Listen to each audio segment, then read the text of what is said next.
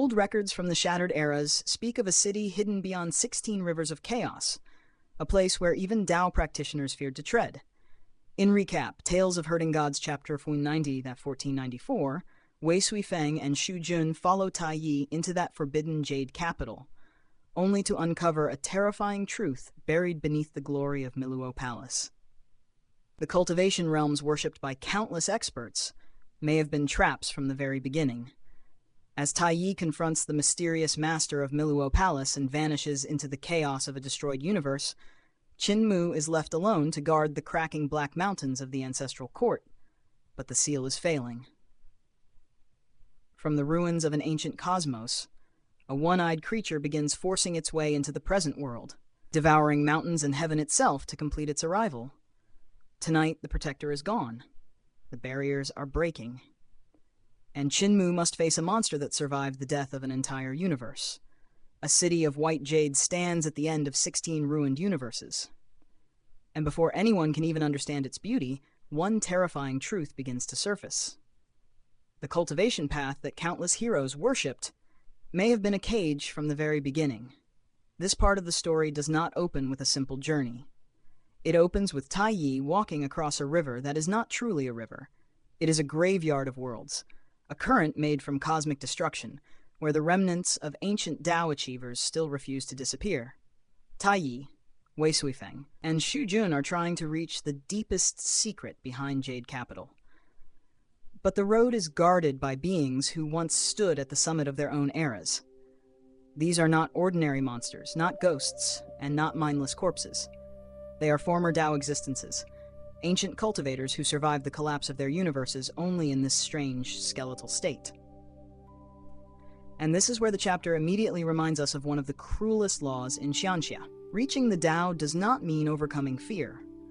When one skeleton rises from the Chaos River to block Tai Yi does not treat it like a beast. He addresses it like a fellow Taoist. That alone tells us the level of the being before him. It understands Tao language, the language beyond race, beyond civilization, beyond ordinary speech. In a universe with countless peoples and many cycles of birth and destruction, normal language becomes useless. Only Tao can speak to Tao. But Tai Yi sees through the elegant reasoning of this ancient existence. No matter how profound its words may be, its true motive is simple.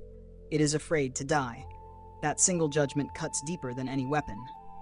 Because these beings once transcended worlds, yet now they cling to existence inside the wreckage of their fallen universe. They have power, they have Tao, but their hearts are chained by survival. Then the river erupts. Skeletons surge out from every direction. Some attack openly, some strike from beneath. The techniques they unleash are so profound that even Wei Suifeng and Xu Jun cannot properly read them. These two are not weak observers. They have seen heavenly venerates, ancient powers, and high-level divine arts. Yet the Tao methods of these skeletons are beyond their comprehension. This is a power-scaling moment, but not in the shallow sense of who hits harder. The story is showing us that the history of the cosmos is far bigger than the present era. Every destroyed universe had its own peak figures, its own systems, its own monsters who reached terrifying heights. And then Tai Yi lifts his staff. What follows is almost insulting in its simplicity. While the skeletons display incomprehensible Tao arts, Tai Yi answers with basic-looking movements. Strike, sweep, smash. No dazzling spectacle, no waste, no need to prove anything. Each blow lands precisely where it must, breaking the core of every attack and sending each skeleton back into the river. This is the difference between complexity and mastery. To Wei Suifeng and Xu Jun, the enemy's techniques are impossible to understand. To Tai Yi, they are merely problems already solved. His staff does not compete with their divine arts. It goes straight to the weakness behind them. Even the skeleton hiding beneath the river, waiting to ambush his feet, is struck down before it can act. Tai Yi then explains the rule of this place. These ancient Taoists belong to the destroyed universes inside the Chaos River. If they are beaten back into the current, they return to their own ruined eras. But if they fully step onto the shore, then they have entered the present universe. And once that happens, even Tai Yi admits the situation becomes far more dangerous. This explanation matters because it turns the river from a battlefield into a boundary. The Chaos River is not just water. It is a border between cosmic cycles, between fallen histories, and the living world. Crossing it means passing through the remains of universes that should no longer exist. After finally reaching the opposite shore, the group discovers something dreadful. Another chaos river waits ahead. Tai Yi realizes that if he continues in his current body, even his immense power will be drained. His cultivation is overwhelming, but the body he is using is old. The spirit may be vast, yet the vessel still has limits, so he tells the two companions to wait.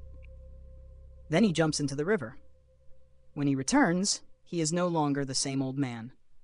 He emerges as a young warrior with a wooden spear in hand. Fresh, powerful, and sharp like spring growth piercing ancient stone. This moment is mysterious, and the story deliberately does not fully explain it. Wei Suifeng and Xu Jun can only watch in confusion. Has Tai Yi changed bodies? Borrowed a form from another universe? Drawn upon versions of himself across cosmic cycles? The chapter leaves that question hanging, and that uncertainty is part of the awe surrounding him. As the journey continues, Tai Yi changes again and again. Sometimes he becomes a youthful spear wielder, fighting with close-range aggression. Sometimes he becomes a graceful woman, whose thin sword cuts through dangers, hidden in the chaos like lightning through mist. Later he appears as a towering archer with a divine bow, and that bow unsettles Wei Suifeng and Xu Jun because it resembles the weapon connected to Qin Mu. This is not just a costume change. Each body represents a different combat style, a different solution to the dangers of each river. Tai Yi is adapting to the battlefield at a level most cultivators cannot even imagine. The old man's staff was plain and absolute. The young man's spear is forceful and risky. The woman's sword is fast, delicate, and precise. The archer's bow allows him to strike down threats from a distance. The lesson is clear. True mastery is not one fixed form. True mastery is the ability to meet each calamity with the exact method required. But during one crossing, something even more important happens. A gust of wind thins the chaos, and for a brief moment, Wei Suifeng and Xu Jun see through the river. Below them lies the ancestral court, but not the ancestral court they know. This is an older version, broken and collapsing as the entire universe falls into destruction. Amid that cosmic ruin, one gigantic tree remains standing. Around its roots, powerful figures gather, shaping heaven and earth, altering stars, and creating a majestic divine city. Then the wind passes. Chaos mist returns. The vision disappears. This glimpse is extremely important. It suggests that Jade Capital is not merely a city from legend. It may have been born from the final struggle of a previous universe, under the shadow of that great tree, during an age when everything else was dying.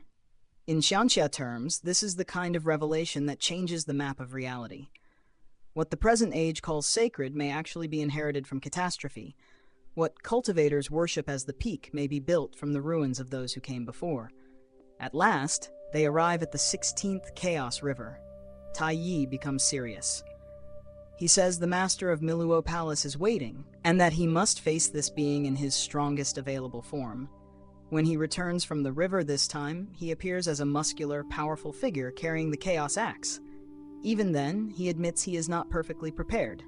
That admission tells the audience everything. Tai Yi has crossed river after river, defeated ancient Dao skeletons, changed bodies like changing battle robes, and treated cosmic dangers with calm certainty. Yet before entering Miluo Palace, even he cannot claim full confidence. The 16th river is strangely calm, and that calm is more frightening than the previous dangers. After so many battles, silence feels like a trap. Through the dense chaos mist, enormous shadows appear. At first they seem like monsters or ancient guardians, but when the group reaches the shore, the truth is revealed. They are buildings, palaces, towers, a majestic city of white jade. This is the real Jade Capital. Wei Suifeng is stunned. Compared to this place, the Jade Capital of the Heavenly Court seems crude, almost like a cheap imitation made from mud. Xu Jun is equally amazed.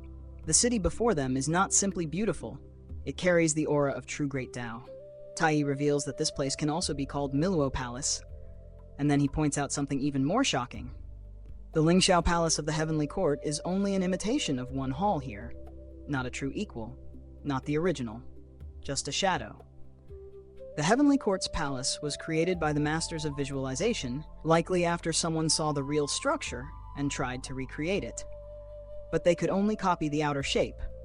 They could not reproduce the Tao essence. This is where the chapter turns from wonder to horror. Wei Suifeng suddenly understands the implication. If the Heavenly Court's Jade Capital was modeled after this true Jade Capital, and if the cultivation realms of Jade Capital, Lingxiao, and Emperor's Throne were designed according to the Heavenly Court's version, then what exactly have generations of cultivators been walking into? Shujun gives voice to the nightmare. Those realms may be traps, not symbolic traps, not simple flaws, actual cultivation traps laid into the structure of the path itself. Think about how terrifying that is. In most cultivation stories, reaching higher realms means getting closer to freedom, immortality, and truth. But here, the story suggests that the higher one climbs, the deeper one may enter someone else's design. The Jade Capital realm, the Lingxiao realm, the Emperor's Throne realm, these are supposed to be glorious milestones. But if their foundation was copied from Miluo Palace, and if Miluo Palace was created by an ancient supreme existence with a hidden agenda, then every expert in the world may have unknowingly built their power on a road prepared by another hand. That is not just a personal danger. That is a cosmic conspiracy. A trap that captures geniuses, emperors, heavenly venerates, and entire civilizations across countless years. And the most frightening question is, who placed it there? Was it the master of Miluo Palace? Was this being planning since the discovery of the ancestral court? Did ancient figures like Tai Yi or Tai Chu unknowingly step into the same net? Were all later cultivation systems influenced by something far older and far more dangerous? The chapter does not fully answer. It lets the realization freeze in the hearts of Wei Suifeng and Xu Jun. Tai Yi also does not confirm everything directly. His silence is heavier than any explanation. Sometimes, in these stories, when an ancient expert refuses to deny a terrible suspicion, that silence becomes the answer. Finally, Tai Yi plants his cane into the ground and tells the others to remain outside. He will enter Miluo Palace alone. He carries the Chaos Axe on his back and walks toward the source of the mystery. And his final meaning is clear. If he can stop the one inside, there may still be hope. If he cannot, then the entire cultivation world may already be trapped inside a path designed by its enemy. This chapter is not just about crossing rivers. It is about crossing from ignorance into dread. It shows us that the present universe is standing on the bones of older ones. It shows us that Tao achievers can still fear death. It shows us that beauty can hide a prison. And most importantly, it forces us to question the very ladder that cultivators climb toward heaven. Because what is more terrifying than failing to reach the peak? Reaching the peak, only to discover that the peak was bait. Now Tai Yi is about to face the master of Miluo Palace. And the question is no longer whether he can win a battle. The real question is whether anyone can break a trap that has already shaped the destiny of the entire world. A being like Tai Yi should not fall. That is what makes this moment so terrifying. For so long, Tai Yi has stood in the story like an ancient pillar before the storm. Calm, unreadable, almost impossible to measure. But in this chapter, even that pillar begins to crack. And when someone like Tai Yi is forced backwards, step by step, bleeding Tao blood across the ground, you know the enemy behind those palace doors is not merely strong. He is something beyond the usual meaning of strength. Wei Suifeng and Xu Jun have followed Tai Yi into the mysterious Jade Capital, a place already heavy with secrets from eras older than their own universe. Wei Suifeng, clever as always, tries to confirm whether Tai Yi truly came here because of the map he left outside the city. His worry is simple. If Tai Yi fails, are they all doomed? Tai Yi gives them an answer that is both casual and frightening. If he cannot stop the one inside, then they can only rely on fate. That single idea sets the tone for the entire chapter. This is not a normal battle where tactics, treasures, or cultivation realms can guarantee survival. This is the kind of confrontation where even legendary figures must gamble with destiny. Tai Yi leaves his crutch behind and walks toward the Miluo Palace. The door opens by itself. And from within comes primordial chaos Yuan Qi, an energy that feels like the origin of life itself, yet also carries the rotting breath of destruction. This is one of the most important images in the chapter. The power behind the Miluo Palace is not simply life or death. It contains both. Creation and decay are tangled together, as if 16 ruined universes have left their final sigh inside that palace. Wei Suifeng and Xu Jun immediately feel the danger. Their great Daos respond with excitement, then terror. The vitality within the chaos energy tempts cultivation itself, but the death aura threatens to wither everything they have built. For cultivators, this is more frightening than physical injury. It means their Dao foundation, their lifespan, and their future path could all collapse from a single careless touch. Tai Yi waves the danger away and steps inside. Before the door closes, the two men glimpse something through the thick chaos energy. A towering figure seated deep within the palace, waiting like an ancient sovereign who has never needed to rise from his throne. That glimpse alone is enough. The palace shuts, and now Wei Suifeng and Xu Jun are left outside, in a silent Jade Capital, where even the Dao trees are absent. The emptiness feels wrong. In Wuxia and Xianxia stories, silence is rarely peaceful. Silence before a supreme battle is often the sound of heaven holding its breath. While waiting, Xu Jun notices mysterious markings on the buildings. These are not Dao patterns from the current age. They belong to an older, grander system, something beautiful and incomprehensible. Wei Suifeng warns him not to wander too far from Tai Yi's crutch, because Tai Yi would not leave such an object behind without purpose. This is a small but revealing moment. Wei Suifeng may be curious, reckless, and full of schemes, but he is also sharp enough to recognize when a powerful expert has placed a hidden safeguard. Of course, curiosity soon wins. The two decide to study the markings.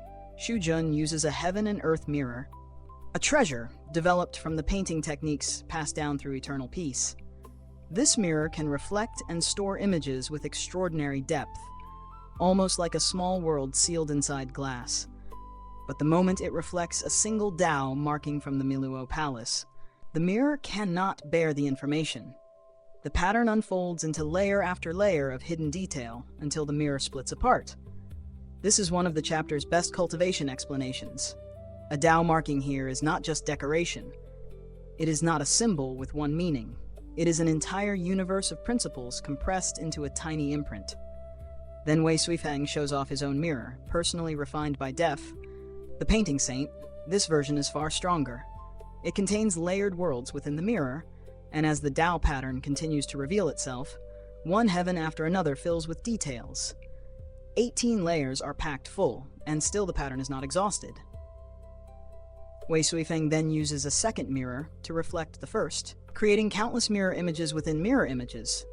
Only through this endless reflection can they finally approach the core imprint hidden inside the Dao pattern.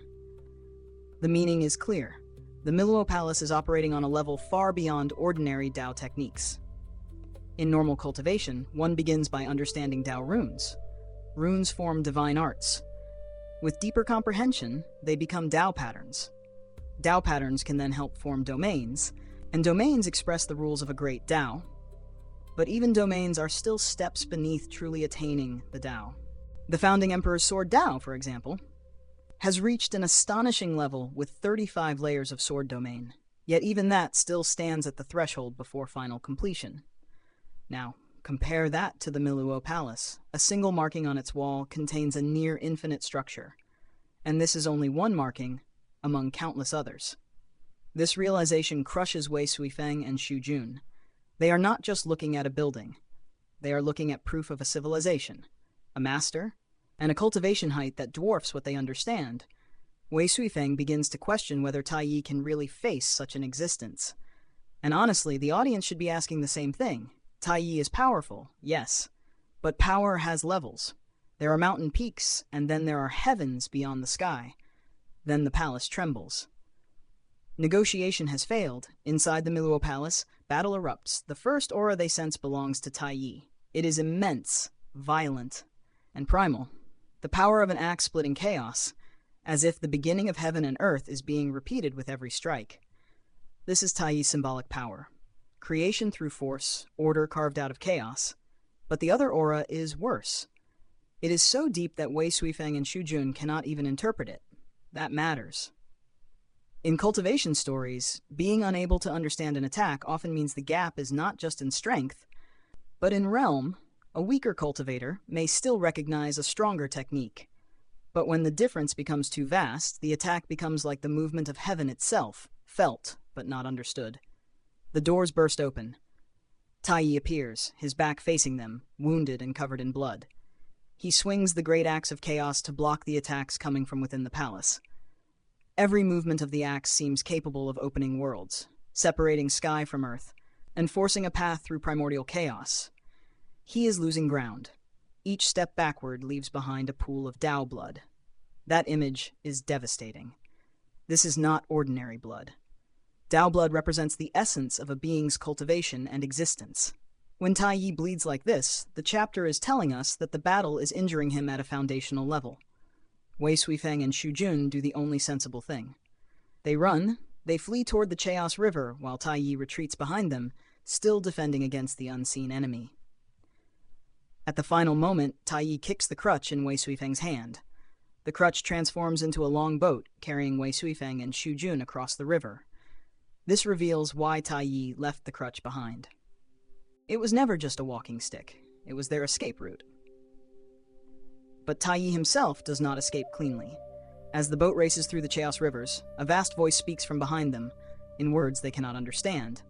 Then a gigantic hand strikes Tai Yi down into the river. And this is where the chapter turns from shocking to tragic.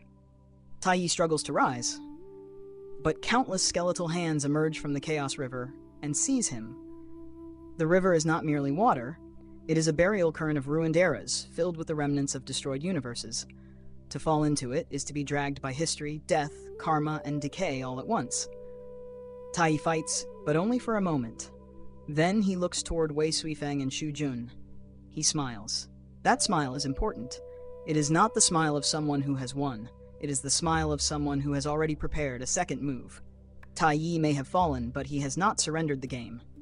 Before being pulled under, he leaves them with one command: follow the map and save him. Wei Suifeng immediately asks what map he means, but the boat is already moving too fast. 16 Chaos Rivers flash past, and Tai Yi's answer never comes. This is the chapter's great mystery. Which map? Wei Suifeng assumes it cannot simply be the geographical map he left outside the city. Xu Jun wonders the same thing, but Wei Suifeng rejects that idea at once. His expression becomes grave because he understands that Tai Yi's words must point to something deeper. The crutch boat tears out of the ancestral court's Jade Capital, passing through strange layers of space and startling other powerful figures along the way. Heavenly Lord Hao, the ancestral god King, Heavenly Lord Xiao, Heavenly Concubine Yan, and even ancient god Tai Yi. These are not minor characters. Their shock tells us how abnormal this escape is. Something has happened inside the forbidden depths of Jade Capital, and the ripples are now reaching every major power. Finally, the boat returns outside the city and turns back into a wooden crutch beside Wei Suifeng's cauldron. Xu Jun rushes to the cauldron, thinking the map inside may be the key. Wei Suifeng says no. And that answer changes the direction of the story. They must return at once to the 100,000 sacred mountains and find Qin Mu. This ending is powerful because it shifts the burden from Tai Yi to the next generation. Tai Yi, an ancient existence who seemed almost untouchable, has fallen into the Chaos River. The Miluo Palace master has revealed a level of power that makes even Tao practitioners feel small. And now the clue to saving Tai Yi may be tied to Qin Mu, the one person whose path has always been built on breaking impossible situations. So what does this chapter truly accomplish? It expands the ceiling of the story. Before this, readers may have believed they understood the upper limits of power. Tao realms, domains, ancient gods, heavenly venerates, and supreme experts like Tai Yi, but the Miluo Palace shatters that confidence. Its walls alone contain knowledge that overwhelms divine treasures. Its master can force Tai Yi into retreat. Its secrets are tied to the destruction of 16 universes. This is no longer just a struggle for one era. This is a battle against the buried weight of countless cosmic cycles. And the most interesting question is not simply how Tai Yi can be saved. The real question is this: if Tai Yi was strong enough to fight the Miluo Palace master and still fall, what kind of map could possibly lead Qin Mu into that darkness? And what price will he have to pay to bring Tai Yi back? A mountain does not need to roar to announce disaster. Sometimes, all it takes is one missing drop of Dao dew. On the surface, Qin Mu's task should have been simple. Stand beneath the ancient Dao tree. Collect the falling dew. Use it to repair the cracked black mountains of the 100,000 sacred mountains. Repeat this again and again until Tai Yi returned. But in the world of Xianjia, the smallest mistake can become a gate for monsters older than heaven itself.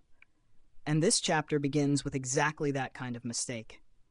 For half a year, Qin Mu had been doing the work Tai Yi had carried for countless ages. Every drop of Dao dew was not merely water. It was a stabilizing force, a sacred material capable of sealing cracks in the Black Mountain, preventing existences from previous universe eras from forcing their way into the present world. This is important because the Great Black Mountain is not just a mountain range. It is a boundary, a scar, a defensive wall standing between the current universe and the ghosts of destroyed epochs. Tai Yi had guarded this place for billions of years. Qin Mu had only watched it for half a year, yet even that short time was enough for him to understand the weight of the duty. Then, without warning, Tai Yi's Dao tree trembled. Dao dew scattered from above like stars falling out of the void. Qin Mu reacted quickly, using his divine art to collect as much as he could, but the tree's branches covered too great an area. A few drops escaped him. They landed on the world tree and vanished into its leaves. To an ordinary cultivator, losing a few drops would seem harmless. To Qin Mu, it was a disaster, because even one missing drop meant one crack might fail to close. And through such a crack, an ancient being from a dead universe might slowly climb into the world of the living. This is the terrifying logic of the chapter. The enemy is not breaking through with a sword, not charging with an army, not announcing war. The enemy is waiting for a flaw in maintenance. That makes the tension sharper. Qin Mu is not fighting yet. He is repairing a cosmic dam while knowing that one thin gap may drown the world. When he inspected the Black Mountains during the day, his fear proved correct. One mountain could not be fully restored. A long wound remained in the cliff, deep beyond measure, like a cut that reached somewhere outside time. Qin Mu marked the place carefully, then called Suifeng. And this choice tells us something about both men. Qin Mu did not entrust the Dao dew to someone reckless. He chose Suifeng because Suifeng is steady, disciplined, and reliable. In a crisis where a single drop matters, talent alone is not enough. You need someone who will not be tempted, distracted, or careless. Suifeng asked whether Qin Mu could hold the place alone. Qin Mu answered with confidence. He had planted a living world tree inside his divine treasure, and his cultivation had risen again. He knew he was still below the level of the 10 heavenly venerates, but among eternal peace, he believed there was no one stronger suited for this task. That confidence is not arrogance. It is responsibility. He is basically saying, if I cannot stop what comes out, then no one here can. So Suifeng carried the bucket away, and Qin Mu remained before the crack, divine Bao by his side, waiting for night. Then the mountain began to move. As darkness fell, the earth shook. The Black Mountain groaned as if something inside it was prying it open from within. The crack widened. Divine light leaked out, and before Qin Mu's eyes, the wound in the mountain became like a giant eye. This is one of the strongest images in the chapter. A mountain becomes an eye. A boundary becomes a gaze. The ancient past is not merely trying to enter the present. It is watching. Inside that glowing eye, a human figure appeared. It walked forward, but slowly, painfully, as though crossing an impossible distance. Qin Mu gripped his bow, but he did not shoot, and this is where his battle intelligence shines. If he attacked too early, his power might actually help create a path. The figure had not fully crossed over yet. A premature strike would be like cutting open the gate from this side. So Qin Mu waited. This restraint matters. A lesser hero might fire out of fear. Qin Mu understands that in battles involving space, time, and cosmic boundaries, power is not enough. Timing is everything. By sunrise, the figure had failed to emerge, and the vision disappeared. For one night, the world survived. But the crack had grown. Suifeng returned. And Qin Mu made another hard decision. He refused to repair that specific crack, because doing so would consume Dao dew needed for other damaged mountains. Instead, he chose to hold this place himself for one more day, believing Tai Yi would soon return. From a strategic view, this is a grim calculation. Qin Mu is choosing between many small failures and one massive risk. He cannot fix everything, so he must decide which danger he can personally contain. That is what leadership often looks like in this story. Not perfect victory, but choosing where to stand when every option is bad. The next night, the situation worsened. The crack expanded. The divine light grew stronger. The eye became almost as large as the mountain itself. The figure inside became clearer, thin, tall, one-eyed, with strange natural patterns across his face. His body flickered like smoke, constantly breaking apart and reassembling. This is not a normal intruder. This is a survivor from a destroyed universe. Imagine walking through the ruins of your own cosmic era, every step tearing your body apart, yet still pushing forward because the world ahead is alive. That is the emotional core of this strange enemy. To Qin Mu, he is a terrifying invader. To himself, he may be a desperate being chasing survival. That complexity is what makes this chapter more than a monster encounter. The prehistoric existence is dangerous, yes, but he is also a symbol of every dead epoch refusing to disappear quietly. Qin Mu waited again, nerves stretched to the limit. Overlord Body 3 elixir technique pushed as far as he could take it. Yet once more, dawn arrived before the figure crossed over. For a moment, Qin Mu believed the worst had passed. Tai Yi should return today. That was his hope. Then the news came. The soul of Southern Emperor arrived and told Qin Mu that Wei Suifeng and Shu Jun had returned. At first, Qin Mu was relieved. His senior brother and Shu Jun had vanished for too long, and their timing seemed perfect. But when they approached, their expressions were grave. Exhaustion clung to them, and in Wei Suifeng's hand was something that should never have been there. Tai Yi's walking stick. That single object changed the entire atmosphere. Shu Jun used divine consciousness to transmit what had happened. In an instant, Qin Mu learned of their journey through the ancestral court's Jade Capital city, the strange rivers of chaos, and the horrifying truth behind them. Those rivers were not simple rivers. They were streams of chaotic qi born from destroyed universes. Each river represented an era being crushed into ruin, and within them were powerful beings from previous cosmoses, struggling to escape annihilation and reach the present age. The master of Miluo Palace had used an unimaginable method to connect multiple universe eras to the ancestral court's Jade Capital city. This was not just spatial power. This was manipulation on the scale of cosmic history. And Tai Yi had been pushed into one of those chaos rivers. Not just any river, the fourth universe era. This revelation is devastating. For the entire Black Mountain crisis, Qin Mu had been counting down to Tai Yi's return. Tai Yi was the final guarantee. The ancient guardian who could suppress the disaster if Qin Mu only held the line for 2 days. But now that guarantee was gone. The protector had fallen into the prehistoric past. The watcher of the gate was no longer watching. Qin Mu's reaction is immediate. He does not waste time grieving. He does not stand there in disbelief for long. He understands the consequence faster than anyone else. If Tai Yi cannot return, the Great Black Mountain has no true guardian, and the first prehistoric being is about to break free. Qin Mu sends his divine consciousness across the 100,000 sacred mountains, ordering everyone to evacuate that very day. Not tomorrow, not after debate, not after packing. Immediately. He identifies himself as Eternal Peace Imperial Preceptor, Celestial Venerable Mu, and commands every person to leave. This is one of those moments where Qin Mu's identity as a leader becomes heavier than his identity as a cultivator. He is not just protecting a mountain, he is protecting civilians, disciples, gods, and the fragile future of eternal peace. Lan Yutian wants to rush to him, but Granny C stops him, and Granny C is right. Saving people comes first. Only after the people are moved can anyone think about helping Qin Mu. The evacuation begins. Divine cities are lifted. Gods fly in every direction. The settlements of eternal peace are gathered and carried away. Duqian Devil King uses the world of Huqian like a vessel to store the fleeing cities. This scene shows how far eternal peace has come. They are not helpless villagers waiting for a hero. They are organized, powerful, and capable of moving entire cities when disaster arrives. But even so, the true battle still falls on Qin Mu. Once the people are safe, Qin Mu returns to the cracked mountain and begins preparing for the worst. He opens his spirit embryo divine treasure domain. He uses Supreme Emperor Ling Tian's hairpin. He casts not easy divine arts upon himself in his domain, layering his body and battlefield with methods meant to resist change, decay, and cosmic distortion. This is very important in cultivation terms. The enemy is not merely strong in brute force.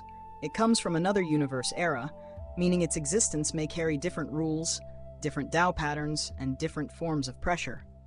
Qin Mu's preparations are not just traps, they are attempts to stabilize reality around the battlefield. He is making a killing ground, but also a seal. Then Blind arrives. Without grand speeches, he begins helping Qin Mu lay formations. Qin Mu tries to object without saying much, but Blind understands him. His meaning is simple. How could he watch Qin Mu face death alone? This small exchange carries deep emotional weight. Qin Mu may be celestial venerable Mu to the world, but to the elders who raised him, he is still Muer, still family, still the child they refuse to abandon. Blind works through the day, building formation after formation. He even compares himself to the legendary formation experts of the past, declaring that as Eternal Peace's Grandmaster of Formations, he cannot lose face. There is pride in that line, but also courage. He knows what is coming.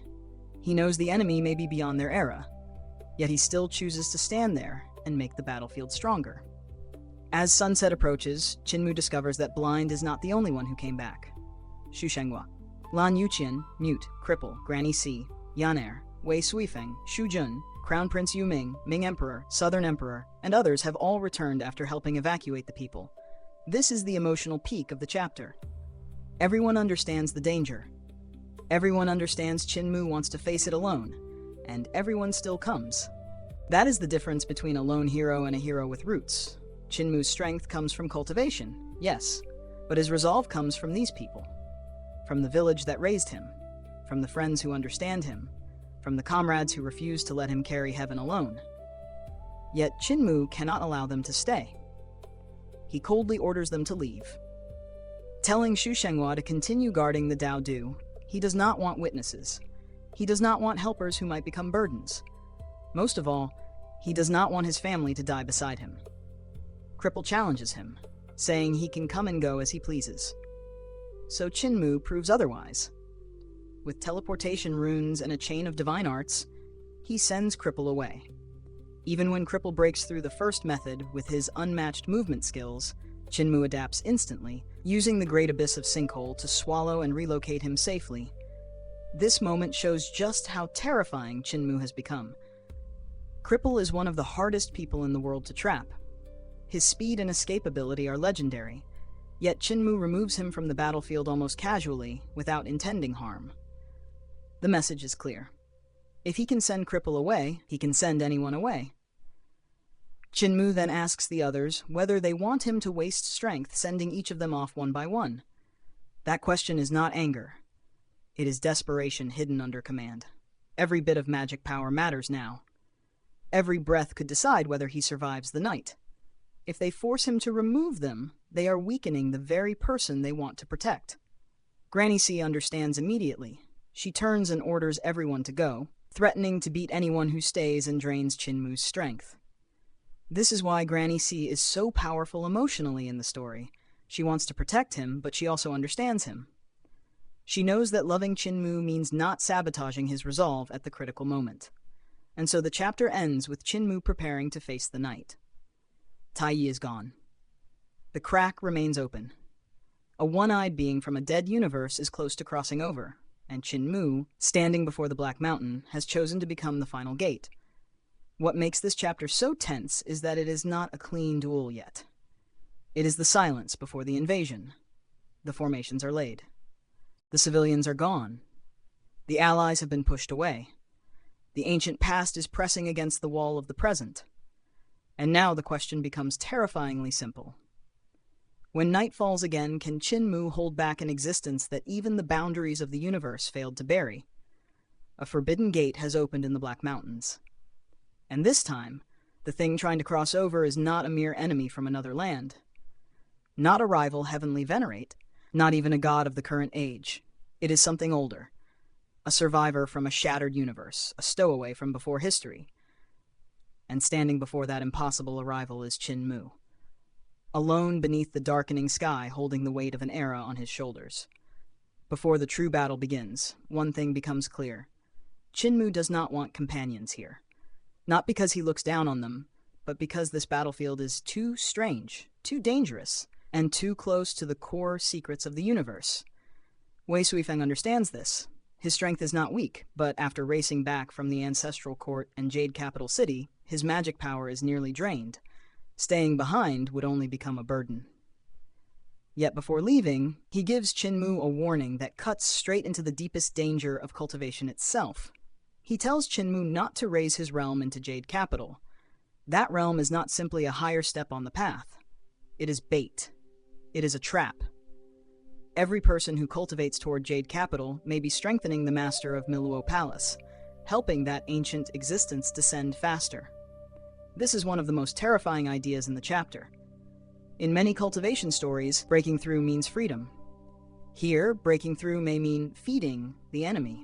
The path of power has been poisoned. Crown Prince Yuming also wishes to stay. His magic power is enormous, perhaps even stronger than Son of Heaven Yin in raw quantity, but Qin Mu sees through the gap immediately. Power alone is not battle ability. A deep sea of magic power is useless if the divine arts controlling it are too crude. Qin Mu demonstrates the 23rd heavenly divine art of the Tao realm, showing the transformation of Tai Yi into yin and yang. He does not need to attack. The meaning is enough. If they fought, Qin Mu could end it in one move. Yuming understands, feels ashamed, and leaves. Then Qin Mu sends away the vermilion bird as well. Her corporeal body has not recovered, so staying would only risk her life. He asks Yaner to bring her mother to heavenly Yin world, where her body can be rebuilt. Even Emperor Ming wants to fight beside him. After all, he once ruled the Crimson Light era. His pride is not false, and his courage is real, but Qin Mu stops him with the authority of Heavenly Venerate Mu. Emperor Ming is needed elsewhere. He must go to Eternal Peace, meet Emperor Yanshu, then find the Red Emperor. A new body refined from the branches of the world is given for the Red Emperor's remnant thoughts, and after that, they too must go to Heavenly Yin world so Consort Heavenly Yin can grant it life. This is not just battlefield preparation. Qin Mu is arranging the survival of legacies. The old eras, the fallen emperors, the broken bodies, the scattered souls, all of them are pieces of history that cannot be wasted in one doomed clash. Qin Mu is not only fighting an enemy, he is managing the inheritance of civilization. Mute quietly leaves behind the azure heaven-glazed building, a treasure of 28 heavens. Blind hesitates, and here the chapter becomes deeply human. Blind does not give a grand heroic speech, he gives the advice of family. If Qin Mu cannot win, then run. There is no shame in surviving. Cripple taught him that long ago. The sky collapsing is not Qin Mu's fault, and no one has the right to demand that he die holding it up alone. This moment matters because it pushes back against the usual heroic burden. Qin Mu has always been the one who stands at the front, the one who dares the impossible. But Blind reminds him that hope does not come from sacrifice alone.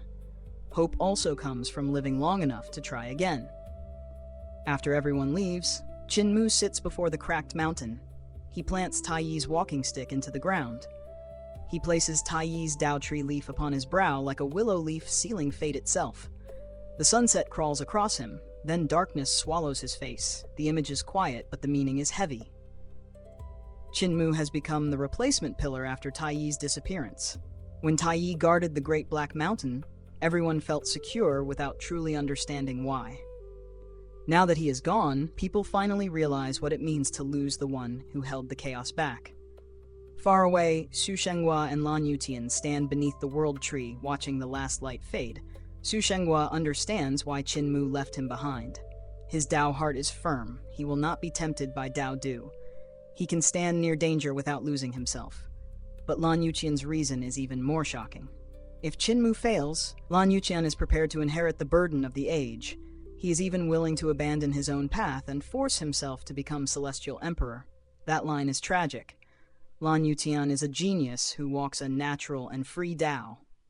For him to become Celestial Emperor would not be triumph. It would be sacrifice. It would mean crushing his own nature to become the pillar that everyone else needs. This is the emotional spine of the chapter. Qin Mu is not just defending a mountain, he is defending the freedom of those behind him to continue being themselves. Then night falls. The stars appear, layers of void descend. Tai Yi's Tao tree manifests again, and Tao Du begins to fall. At the same time, the split black mountain erupts with divine light. The crack turns into a gigantic vertical eye. Inside that eye, a thin and long figure walks forward from the destruction of another universe. This being is not simply traveling through space. He is crossing eras. He is walking out of cosmic ruin, resisting the great calamity of destruction itself. Every step declares that he has survived what should have ended everything. And Qin Mu answers with everything he has prepared. He activates the Overlord Body 3 elixir technique he has refined over these past days. Behind him, 23 heavenly palaces emerge and combine into a vast heavenly court. His primordial spirits step forward within that grand structure, each one joining the effort. Then the divine bow falls into his hand. His spirit embryo divine treasure domain expands, and a world tree rises behind him, covering the sky like the spine of creation. His main primordial spirit stands beneath it. Qin Mu draws the bow, and every primordial spirit in every heavenly palace draws with him. This is not a normal arrow shot. This is Qin Mu turning his entire cultivation system into one coordinated weapon. His heavenly palaces, primordial spirits, divine treasure, world tree, and magic power all become one machine of destruction. The spiritual energy of the ancestral court gathers from all directions. A 1,000-mile vortex forms above him. Spirit energy and spirit chi pour down like a heavenly pillar, feeding the divine bow until its pressure becomes terrifying. On the other side, the ancient stowaway keeps coming. The black mountains shake. The petrified world trees crack. Stones rise into the air under an unknown force. The enemy's face pushes closer, and the vertical eye at his brow looks down on Qin Mu with mockery. This mockery is important. The creature does not see Qin Mu as an equal. To him, Qin Mu is probably just a young cultivator from a later, weaker age. An insect standing before a prehistoric catastrophe. Qin Mu releases the arrow. It reaches the enemy's brow almost instantly, but the vertical eye shines and the arrow is stopped. So Qin Mu fires again, and again, and again. In one breath, countless arrows scream toward the same point. He drains the gathered spiritual energy of the ancestral court at a terrifying speed. The 1,000-mile vortex thins, shrinks, and finally empties. This is Qin Mu's strategy. Concentrate everything onto one weakness. The eye is both the enemy's gateway and his defense. If Qin Mu can break that eye, he can force the stowaway back into the doomed universe he is crawling out from. But raw arrow power is still not enough. So Qin Mu abandons the bow and grabs the azure heaven-glazed building. He leaps into the air, bends his body like a drawn warbow, and activates the treasure's 28 heavens. Every treasure within those heavens lights up like stars. The formations inside them flare to their limit, perhaps even beyond what they can safely endure. Then Qin Mu uses the 28 heavens as a hammer. This is the brilliance of Qin Mu's combat style. He does not rely on one technique alone. He chains weapons, formations, divine arts, and cultivation structures into layered attacks. The arrows are not the final strike, they are nails held in place. The azure heaven-glazed building is the hammer. With all his strength, even growing extra arms beneath his armpits to grip the weapon harder, Qin Mu smashes down. He roars for the intruder to go back. And finally, the arrow breaks through. It pierces the vertical eye. The power erupts, and the ancient being's head is blasted backward toward his own era, toward the universe of great destruction. For a moment, it seems Qin Mu has succeeded. If the enemy is forced back now, even if he returns later, his vital chi will be badly damaged. But victory in this kind of battle never comes so easily. A long, thin hand pierces through and grips the collapsing black mountain. Then another hand appears and seizes the other side. The huge eye inside the mountain blazes like a furnace of divine fire. Before Qin Mu can smash one of those hands away, the enemy's enormous face tears through the mountain and appears before him. The creature opens its mouth and releases a Tao sound. Not a normal roar. Not a simple shockwave. A Tao sound is the voice of law, principle, and cultivation compressed into force. It strikes not only the body but the foundation of one's Tao. Qin Mu is hurled backward, and the azure heaven-glazed building cannot fall. Yet even here, he does not collapse. He flips in midair, stabs the treasure into the ground, rotates it, and unfolds the 28 heavens as a barrier against the impact. Then he reaches for Tai Yi's walking stick. And when he looks up, the truth is horrifying. The thin and long stowaway has already squeezed half of his body out of the mountain. This ending is brutal, because Qin Mu's plan worked, but only halfway. He wounded the enemy, disrupted the crossing, and proved that this age can resist a prehistoric existence. But he did not stop the arrival, and that changes everything. Because if a being capable of walking through universal destruction can force even half his body into the present era, then the Black Mountains are no longer just a sealed danger. They are a battlefield between epochs.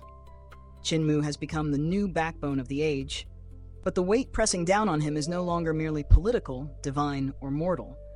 It is prehistoric. So the question now is not simply whether Qin Mu can win a fight.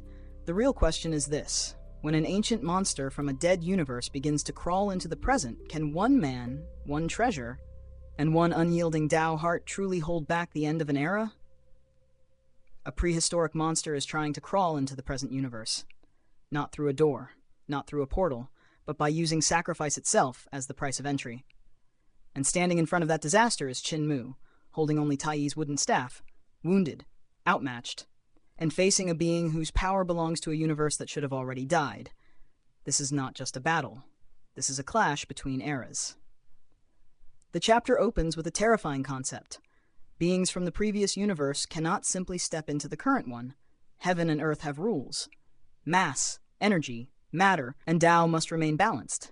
Even a creature who has already attained the Tao cannot freely force his way across cosmic boundaries. That is why the ancestral court becomes the altar. For this lanky, one-eyed prehistoric existence to enter the present universe, something from this universe must be sacrificed back into the ruined past. Mountains, earth, stone, energy, life force. Everything becomes fuel for the exchange. This is the horror of the scene. The enemy is not merely attacking Qin Mu. He is devouring the world to buy himself a new life. Behind him, that monstrous eye expands like a furnace from the end of creation. Black Mountain trembles. Rock and soil tear away from the earth and drift into the eye, where they are crushed, melted, and converted into energy for the dying universe beyond. In wuxia terms, this is no ordinary demonic technique. This is a sacrifice at the level of cosmology. The old universe wants to survive by stealing from the new one, and Qin Mu understands exactly what is at stake. If this creature truly crosses over, it will not be a simple invasion. It will be proof that the dead ages can return, that every buried terror from before history may one day crawl back into the present. So Qin Mu steps forward. The prehistoric being has already been struck once. His vertical eye is filled with divine arrows from Qin Mu's earlier attack, but the injury is not enough to cripple him. That detail matters, because it tells us how enormous the gap in power really is. Qin Mu's strongest tools can wound him, inconvenience him, even surprise him, but they cannot easily kill him. The creature reaches for the arrows in his eye while attacking Qin Mu with his other hand. And that hand is a nightmare battlefield by itself. His palm releases countless sharp threads, like strands of killing Tao woven into a net. Qin Mu charges in and is instantly pierced. His body is cut apart from within, yet he still raises Tai Yi's staff and strikes. This is where the battle becomes fascinating. Qin Mu is not relying on brute strength. He cannot win a contest of raw cultivation. Instead, he uses timing, technique, and the strange power of the staff. The wooden staff, plain in appearance, becomes an impossible weapon in his hands. With it, he breaks the monster's fingers one after another. For a moment, the impossible happens. A small cultivator from the present era forces a Tao-attained relic of the past to recoil. But the enemy's power is monstrous. The killing threads tear Qin Mu apart, and his flesh is pulled toward the sacrificial eye. Then Qin Mu reforms. This is the divine art of material not easy, a technique connected to the idea that matter can be traced, restored, and returned to its prior state. To ordinary enemies, it feels like Qin Mu is reversing time around his own body. Cut him apart and he comes back. Break him, and the scattered material gathers again. But this chapter also shows the weakness of that miracle. Against a true Tao-level being, even a heaven-defying divine art can be studied, understood, and countered. Before that happens, Qin Mu launches one of the most meaningful attacks in the chapter. He turns the staff into a sword and unleashes the third form of his tribulation sword. This is not just a nostalgic technique returning, it is a statement. Qin Mu's sword path had fallen behind his later divine arts because his enemies had grown too powerful.